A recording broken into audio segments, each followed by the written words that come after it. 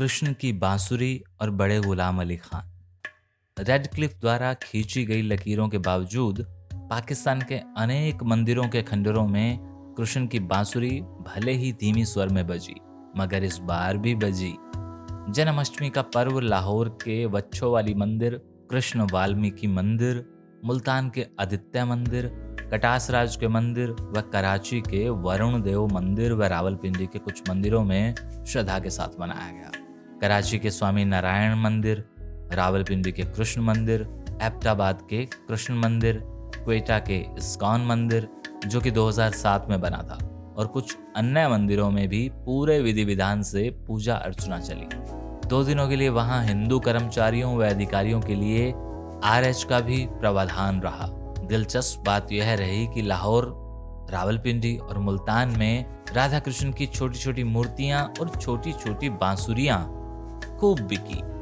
कसूर व कुछ अन्य पुराने शहरों में बड़े गुलाम अली खान साहब के कुछ वेद शास्त्रीय भजन भी बजे जो उन्होंने मुगल आजम में के आसिफ साहब के लिए गाए थे। बड़े गुलाम अली खान साहब तो यहाँ तक मानते थे कि यदि भारतीय परिवारों में एक एक बच्चे ने भी हिंदुस्तानी शास्त्रीय संगीत सीखा होता तो शायद भारत पाक बंटवारा ही ना होता, और होता भी तो इतनी कत्लो गारत ना होती। उस्ताद को सबसे ज्यादा तकलीफ इस बात से पहुंची थी कि पाकिस्तान में कुछ संगीतकारों ने राग शिव कल्याण को शब कल्याण कहना शुरू कर दिया था।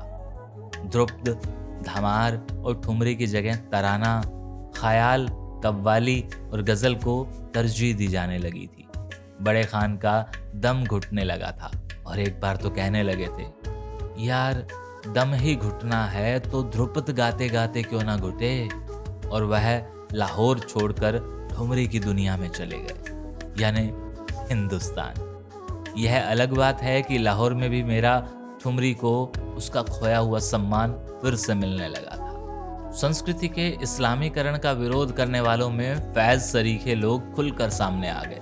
उन दिनों के एक प्रख्यात लाहौरी संगीतज्ञ अख्तर शिराजी ने ध्रुपद व ख्याल की बंदिशों से हिंदू थीम खारिज करने शुरू कर दिए।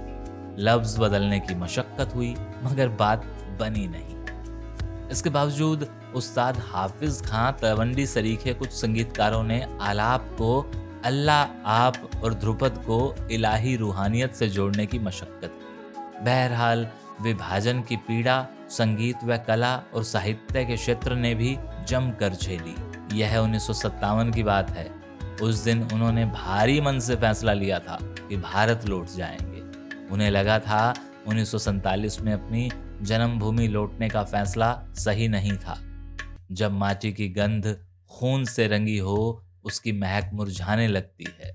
वह 10 बरस तक इस इंतजार में रहे कि मुरझाई महक लौट आए शायद, मगर हालात बद से बदतर होते चले गए। वह सुबह सवेरे राग भैरव और राग भैरवी के सुर छेड़ते तो आसपास के लोगों को बेहद तकलीफ होती थी। वह सुबह सवेरे राग भैरव के सुर छेड़ते तो आसपास के लोगों को बेहद तकलीफ होती थी। संगीत में दिलचस्पियां दफन हो चुकी थी। खान साहब कई बार लाहौर भी हो आए।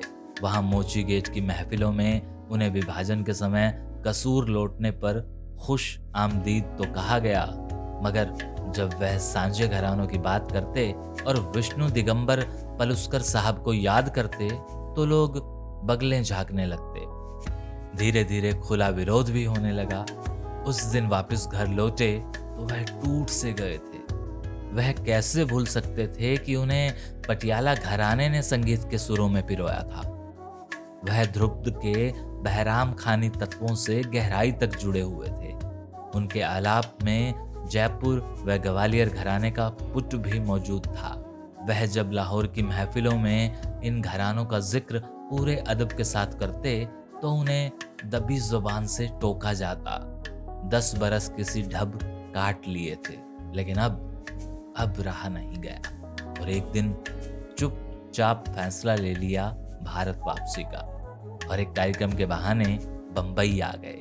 उन्होंने वहां तत्कालीन मुख्यमंत्री मोरारजी देसाई से भेंट की, अपना दर्द बयां किया तो मोरारजी मदद के लिए तुरंत आगे आए। हालांकि संगीत, कला, साहित्य आदि से उनका कोई खास लगाव नहीं था, मगर वह बड़े गुलाम अली खां का महत्व जानते थे।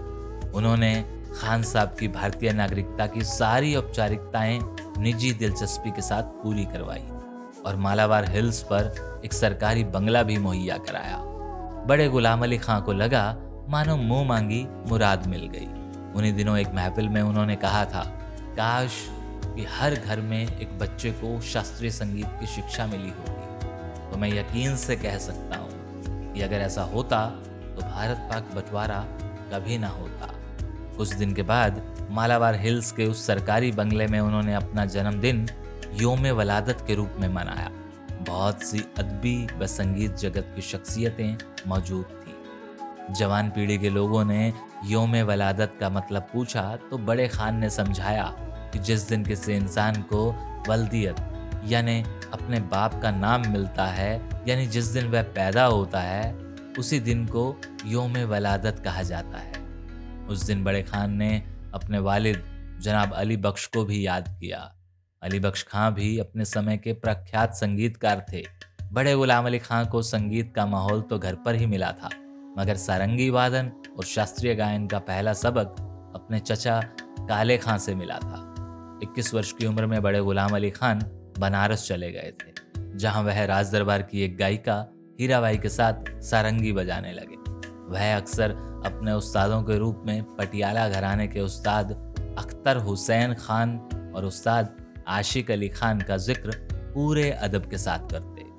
जन्माष्टमी के दिन उनकी भी याद आना स्वाभाविक है। और सुनने वाले को बता दिया जाए कि ये आर्टिकल पंजाब केसरी में छपा था और पिछले सप्ताह ही हिंदुस्तान के अंदर जन्माष्टमी बड़ी ही धूमधाम के साथ मनाई गई। और हाँ, ये भी चलते चलते बता दिया जाए कि डॉक्टर चंद्रत्रिका साहब के आर्टिकल पंजाब केसरी में हर सप्ताह आते हैं, लेकिन वो बात और होती है कि जो मेरे मतलब के होते हैं मैं वो पढ़ डालता हूँ और जो आपके मतलब के होते हैं वो आप पढ़ डालते हैं। शुक्रिया।